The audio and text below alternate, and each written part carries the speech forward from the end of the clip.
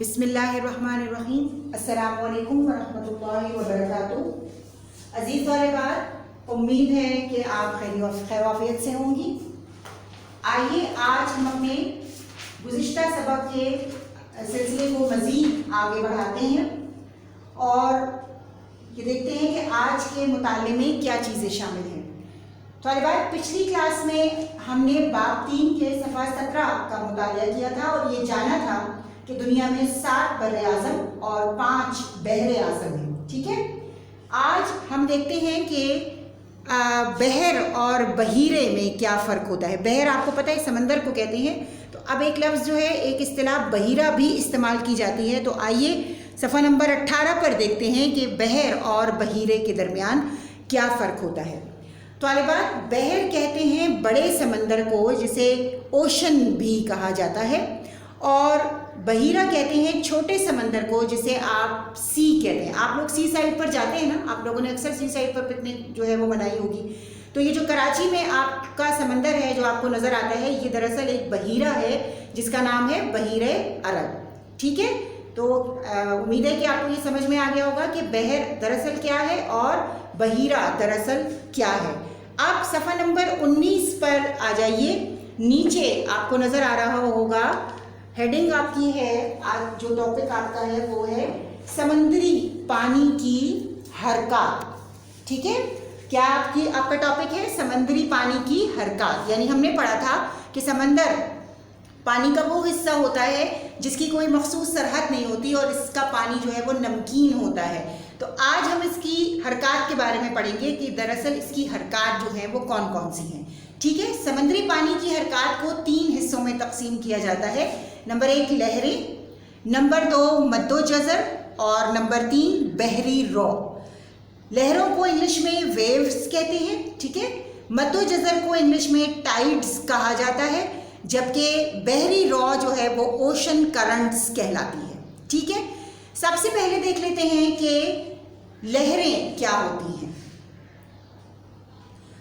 لہریں جو ہیں وہ دراصل ہوا کی وجہ سے سمندری پانی کے کچھ حصے کا حرکت میں آنا کہلاتا ہے. یعنی جب ہوا چلتی ہے تو سمندر کے اوپر کا جو پانی ہوتا ہے، جو آپ کو سطح پر نظر آ رہا ہوتا ہے، وہ پانی جو ہے وہ آگے پیچھے یعنی حرکت کرنا شروع کر دیتا ہے. لیکن گہرائی میں جو پانی ہوتا ہے وہ اپنی جگہ برقرار رہتا ہے، وہ حرکت نہیں کرتا. تو اس جو حرکت کو ہم کیا کہتے ہیں، یہ جو ہے وہ لہریں کہلاتی ہیں. یعنی آپ دیکھتے ہیں کہ جب سمندر پر آپ جاتے ہیں تو ساحل سمندر پر لہریں آتی ہیں، تو اس کا مطلب ہے کہ وہ جو سمندر کے اوپر کا پانی ہوتا ہے وہ ساحل کی طرف آ کر واپس لوٹ جاتا ہے، لیکن جو سمندر کی تہہ میں یعنی سطح کے نیچے جو پانی ہوتا ہے وہ اپنی جگہ پر ہی موجود رہتا ہے. ٹھیک ہے بیٹے، اس کے بعد ہم دیکھتے ہیں کہ لہروں کی اقسام کون کون سی ہیں.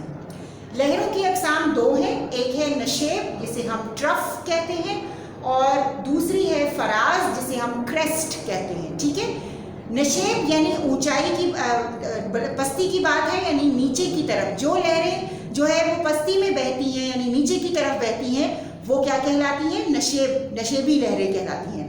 جبکہ جو لہریں تھوڑی اونچی ہوتی ہیں، آپ دیکھتے ہیں نا کچھ لہریں جو ہیں وہ نیچے نیچے ہو کر آ رہی ہوتی ہیں، کچھ لہریں جو ہیں وہ اونچی اونچی ہو کر اٹھ رہی ہوتی ہیں. تو جو اونچی لہریں ہوتی ہیں وہ کیا کہلاتی ہیں، فراز کہلاتی ہیں. ٹھیک ہے بیٹے، اب دیکھیے دوسری جو قسم ہے سمندری پانی کی وہ ہے مد و جزر.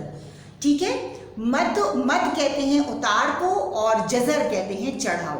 ٹھیک ہے، اب دیکھیے یہ کس وجہ سے پیدا ہوتے ہیں، یہ پیدا ہوتے ہیں چاند کی کشش کی وجہ سے. جتنے بھی اجسام فلکی ہیں یعنی جتنے بھی ستارے، سیارے اور جو چیزیں ہیں آسمان پر، ان کے اندر ایک خاص قسم کی کشش پائی جاتی ہے، اور اس کشش کی وجہ سے یہ ایک دوسرے کو اپنی جانب کھینچتے ہیں. زمین کا ذیلی سیارہ جو ہے وہ چاند ہے، یہ آپ پچھلے سبق میں ہم پڑھ چکے ہیں. تو چونکہ چاند زمین سے زیادہ قریب ہے اس لیے اس کی کشش کا اثر جو ہے وہ زمین پر زیادہ ہوتا ہے. لیکن یہاں یہ بات بھی قابل غور ہے کہ چاند کی کشش کا اثر جو ہے وہ صرف پانی پر ہوتا ہے. ठोस चीज़ों पर नहीं होता, ठीक है ना, यानी पत्थरों पर या पहाड़ों पर या इन चीज़ों पर चांद की कशिश का जो असर है वो नहीं होता, जबकि पानी पर इसका असर ज़्यादा होता है। और वो कैसे होता है कि जब चांद जो है वो उसकी कशिश होती है तो उसकी वजह से पानी जो है वो कभी ऊपर को उठता है और कभी नीचे की तरफ बैठ जाता है, तो इस उतार चढ़ाव को जो है वो मद्दो जज़र कहा जाता है। आपने एक मिथ भी सुनी होगी, आप लोगों को अक्सर सुना होगा कि 14वीं का जब चांद हो या चांद की पूरे चांद की तारीखें हों तो समंदर पर नहीं जाना चाहिए कि बलाएं चिमट जाती हैं और ये हो जाता है और वो हो जाता है। ऐसा कुछ भी नहीं है। दरअसल चांद की कशिश की वजह से उस वक्त समंदर का पानी जो है वो बहुत ज़्यादा ऊंचाई पर ऊंचा होता है, बहुत ज़्यादा जो है वो डिस्टर्ब होता है, यानी पानी की लहरें जो है वो बहुत ज़्यादा डिस्टर्ब होती हैं, जिसकी वजह से जो है वो मना किया जाता है कि उन दिनों में समंदर पर रात के वक्त जो है वो ना जाया जाए। ठीक है बेटे, समझ में आ गई ये बात आप लोगों को? अब आ जाते हैं हम तीसरी चीज़ की तरफ और ये है बहरी रॉ। जब समंदर का पानी दरिया की मानिंद मुस्तकिल तौर पर एक समत में बहना शुरू कर देता है तो उसे हम बहरी रॉ कहते हैं। आपने देखा होगा ना, दरिया का पानी जो है वो एक ही साइड पर चलता हुआ चला जा रहा होता है, यानी ये नहीं होता कि कभी उधर जा रहा है तो कभी उधर जा रहा है, सीधा एक साइड पर चलता जा रहा है। तो इसी तरह अगर समंदर में से कुछ पानी जो है वो एक साइड को बहना शुरू हो जाए तो वो जो है वो क्या कहलाता है, वो बहरी रॉ कहलाता है।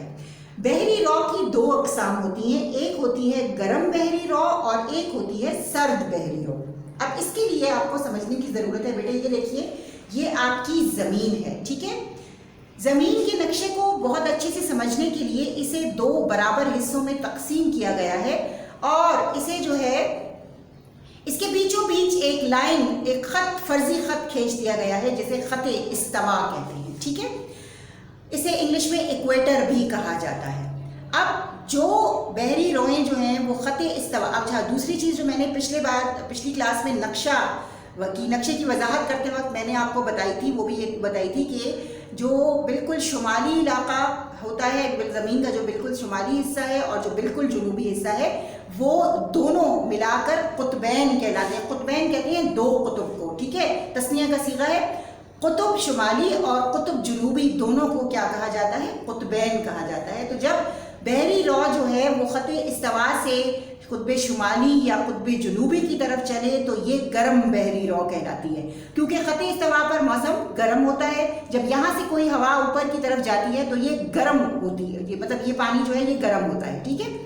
लेकिन जब कोई पानी की जो बहरी रॉ जो है वो कुतबे शुमाली या कुतबे जनूबी से खत इस्तवा की तरफ चलती है तो वो क्या कहलाती है, वो सर्द बहरी रॉ कहलाती है। मैंने आपको पिछली क्लास में जो है वो नक्शे के उसमें बताया था कि जो बहर मुंजमद शुमाली और जनूबी का इलाका है वो दरअसल बर्फ़ है।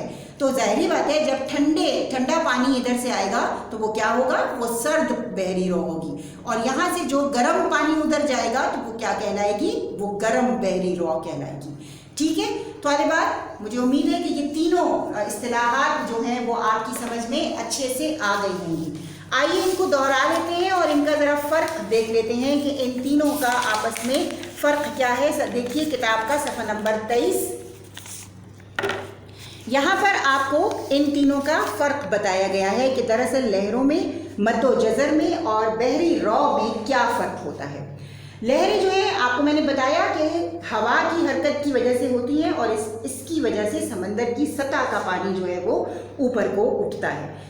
चांद और मद्दो जज़र का ताल्लुक जो है वो किससे है, चांद की कशिश की वजह से है, जबकि जो बहरी रॉ है ये ज़मीन की महवरी गर्दिश की वजह से पैदा होती है। अब महवरी गर्दिश क्या होती है? महवरी गर्दिश मैंने आपको बताया था कि ज़मीन जो 23.5 अपने एक्सेल पर जो है वो झुकी हुई है वो उसका महवर कहलाता है। मैंने आपको बताया था ना, दो चीज़ें हैं, एक ज़मीन का महवर है जिस पर वो खुद घूम रही है और फिर एक मदार है, वो रास्ता है जिस पर वो सूरज के गिर्द घूम रही है। तो ज़मीन की जो महवरी गर्दिश है जिससे जो है वो दिन और रात का पता हमें चलता है, उस गर्दिश की वजह से ये बहरी रॉ जो है ये पैदा होती है। उसके बाद ये सारा साल एक ही समत में बहती है, ठीक है, इसकी समत चेंज नहीं होती, यानी ये नहीं होता कि ये अपनी साइड जो है वो चेंज कर ले।